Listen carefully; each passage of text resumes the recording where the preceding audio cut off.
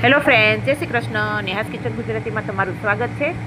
તો આજે આપણે બનાવવાના છે ચણાની દાળનું શાક. તો સૌથી પહેલાં મેં અહીંયા મોટા 2 ચમચા તેલ લઈ લીધું છે. ત્યાર પછી તેલ ગરમ થાય ત્યાર પછી તેમાં સૂકા લાલ મરચાં, જીરું, રાઈ, મીઠો લીમડો અને હિંગ નાખીને તેનો વઘાર કરવાનો છે. ત્યાર પછી તેમાં ડુંગળી, ટમેટાં અને મરચાંને મેં ઝીણા ઝીણા સમારી લીધા છે, એને પણ આપણે ઉમેરી દેવાના છે. ત્યાર પછી તેમાં લસણ ઉમેરવાનું છે. તમે લસણ ન ખાતા હોય તો સ્કીપ પણ કરી શકો છો અને સારી રીતના મિક્સ કરી.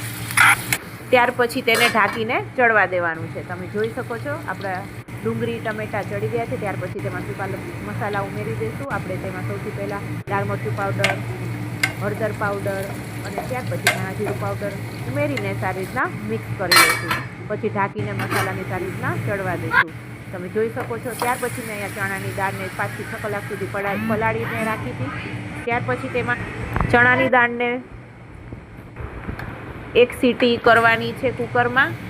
જો વધારે નથી ચડવા દેવાની, નકર તમારી દાળ છૂટી નહીં થાય. ત્યાર પછી તેમાં મીઠું અને ગરમ મસાલો ઉમેરીને પાણી ઉમેરીને સારી રીતના મિક્સ કરીને તેલ છૂટું પડે ત્યાં સુધી ઢાંકીને તેને ચડવા દેવાની છે. તો તમે જોઈ શકો છો આપણી દાળ એકદમ સારી રીતના ચડી ગઈ છે. ત્યાર પછી તેમાં લીંબુ અને ધાણા ભાજી નાખીને સર્વ કરીશું આપણે. તો જો તમને મારી આ રેસીપી ગમી હોય તો વિડીયોને લાઇક, શેર અને સબસ્ક્રાઈબ જરૂર કરી દેજો. તો આ રેસીપી જરૂર ટ્રાય કરજો, તમને ખૂબ જ ભાવશે. Thank you, bye by.